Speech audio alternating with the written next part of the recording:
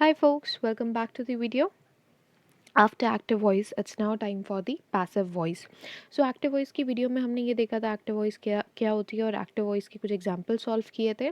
और उस वीडियो में मैंने ये भी बताया था कि passive voice is not as simpler as active voice. So since we are already on it, be very careful and be very attentive from the very first definition towards the end of this video, क्योंकि passive voice में अगर एक भी चीज़ skip हो जाती है तो बहुत डिफिकल्ट होता है वापस चीज़ों को अरेंज करके उसे समझ पाना।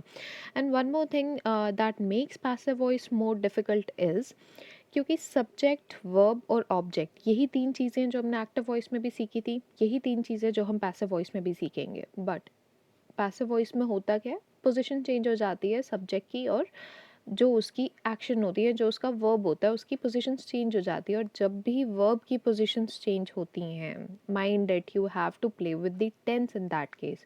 और जहाँ भी टेंसेस आ जाते हैं, you have to be extra cautious about the changes that you are doing in the sentence, क्योंकि जहाँ टेंस चेंज हुआ वहाँ टेंस की फॉर्म्स भी चेंज होती है। So you have to be very careful about the forms of the tenses of और of the verbs that you are going to use in the sentence.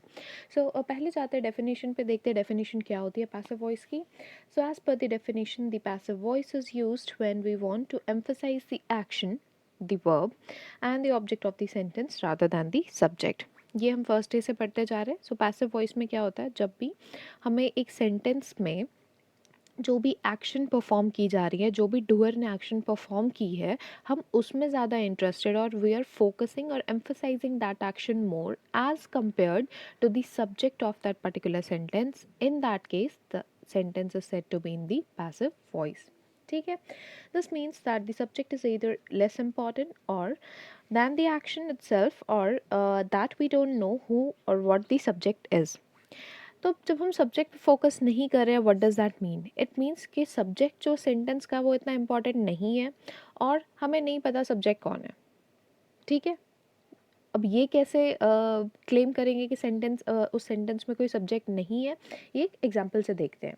First example, my laptop was stolen. ठीक है, तो यहाँ पे simply बोला जा रहा है कि मेरा लैपटॉप गुम गया।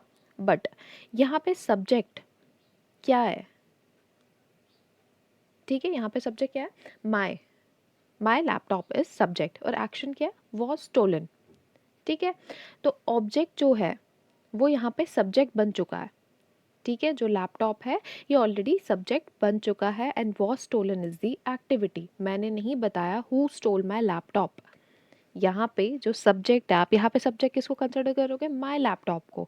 But there is no actual person who did this activity, और there is no particular doer of the action. ठीक है, यहाँ पे क्लियरली लिखा my laptop was stolen, but who stole that laptop? ये इंफॉर्मेशन सब्जेक्ट में नहीं दी गई है, या ये इंपॉर्टेंस जो है उस सब्जेक्ट को इस सेंटेंस में नहीं दी गई है। So it's okay if you are not using subjects in the passive voice, that's okay. But हाँ, wherever the subject is given, it's good to use it. It defines a clear picture और it gives a clear idea कि sentence में क्या हुआ। Okay, एक next example देखते हैं। 20 civilians were killed in the bomb explosion. ठीक है, सेंटेंस देख लो ध्यान से। 20 civilians were killed in the bomb explosion. अब यहाँ पे वर्ब क्या है? किल। सिंस ये वर्ब है तो यही इसका एक्शन हुआ, राइट? यही इस जो, क्योंकि verb is the thing which denotes the action. ठीक है, एंड यहाँ पे सब्जेक्ट, और इस सेंटेंस में जो पैसिव फीचर लेके आ रहा है वो क्या है? 20 सिविलियंस और बॉम्ब एक्सप्लोजन, क्योंकि यही दो चीज़ें जो चेंज हुई है। That is how the sentence works from active to passive. अब इस सेंटेंस का एक्टिव क्या होगा? ठीक है, पहले तो सेंटेंस का मीनिंग समझ लो। सेंटेंस में बोला गया कि 20 लोगों को या 20 सिविलियंस जो थे वो एक बॉम्ब एक्सप्लोजन में मर गए।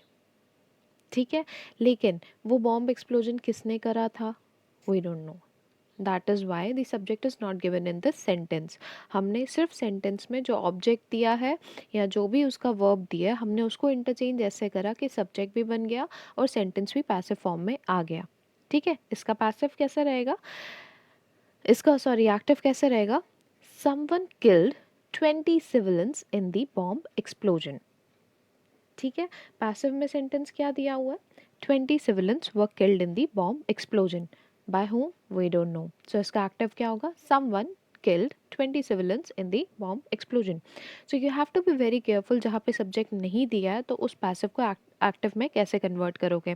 बट स्टिल हम लोग उस ट्रांजिशन पे नहीं पहुंचे where we are going to convert the passives to actives और the actives to passives.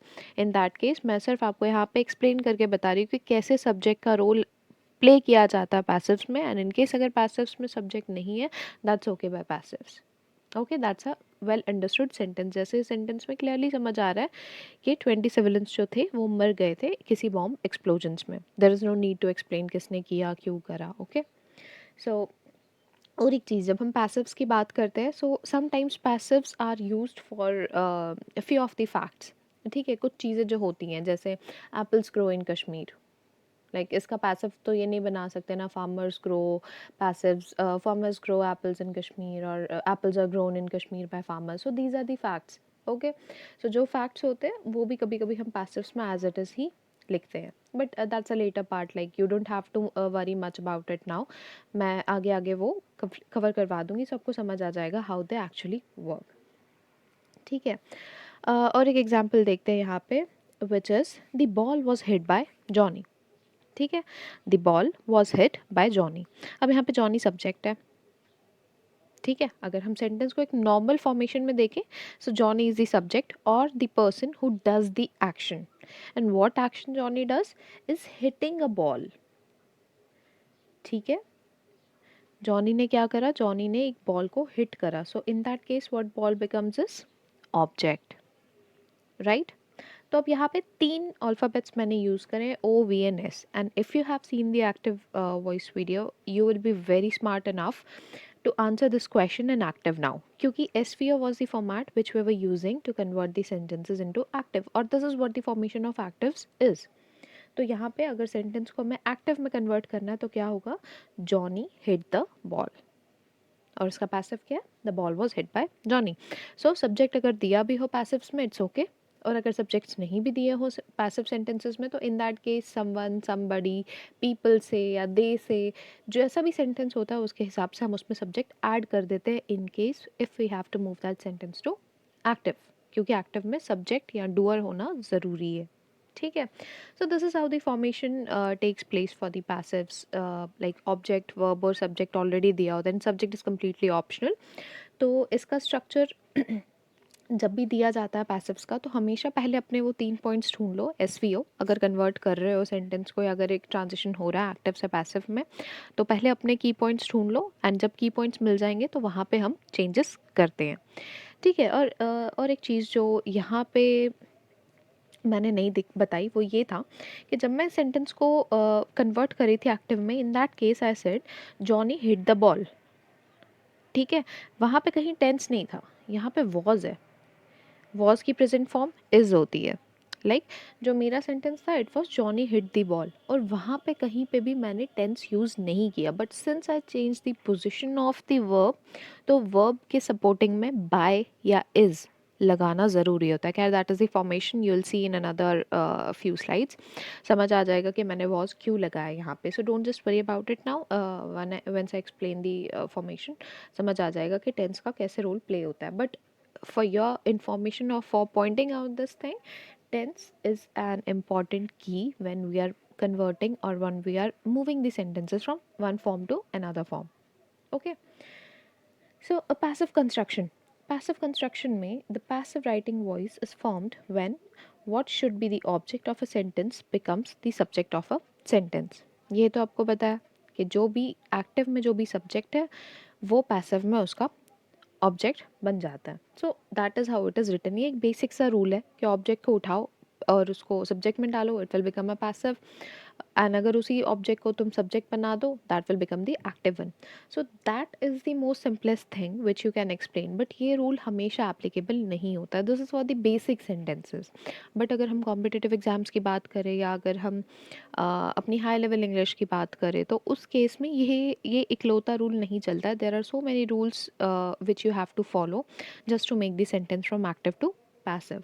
Okay, तो यहाँ पे भी सेम एग्जांपल्स दिए हैं मैंने along with the active and passive ones. तो फर्स्ट सेंटेंस जो यहाँ पे है that is Austin bought the clothes और ऑस्टिन बॉट क्लॉथ्स. ठीक है, तो ऑस्टिन ने क्या किया, ऑस्टिन ने कुछ कपड़े लिए.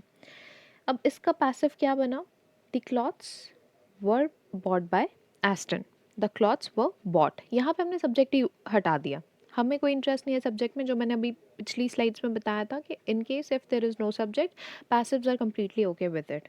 ठीक है, तो यहाँ पे हमने सब्जेक्ट ही नहीं रखा है, किसने कपड़े लिए नहीं पता, but the clothes were bought. Okay, और अगर हमें इसमें सब्जेक्ट ऐड करना हो तो सेंटेंस कैसा बनेगा, the clothes were bought by Austin. ठीक है, so this is how you portray a active sentence into passives with और without subject. So this is the most simplest thing to do in passives. लेकिन ये conversion के time पे जो tenses आए, देखो जैसे यहाँ पे बॉट के आगे वर बॉट लग गया, या अगर इसमें Austin has to buy clothes होता तो सेंटेंस कैसे बनता। For every action, for every verb that has been attached in a sentence will go under a formation of tense. So there is a tense chart और there is a rule जहाँ पे ये सारी चीज़ें change होती हैं, जो हम नेक्स्ट वीडियो में देखेंगे। और क्योंकि इस वीडियो के लिए काफ़ी ज़्यादा लंबा हो जाएगा topic, so in next video हम वो सिंपली जो भी टेंस फॉर्म्स होते हैं, किस फॉर्म में यूज़ करना है, क्या एग्जैक्ट वर्ड आएगा वहाँ पे, वो देखेंगे, ताकि आपका जो एक्टिव टू पैसिव कन्वर्जन है वो ईजिली हो जाए। But for the time being just don't worry much about that, सिर्फ इस पे ध्यान दो कि एक एक्टिव सेंटेंस को हम पैसिव में कैसे कन्वर्ट करते हैं। सेम फॉर्मूला है SVO, जिसमें S ऑप्शनल है इन केस ऑफ पैसिव्स।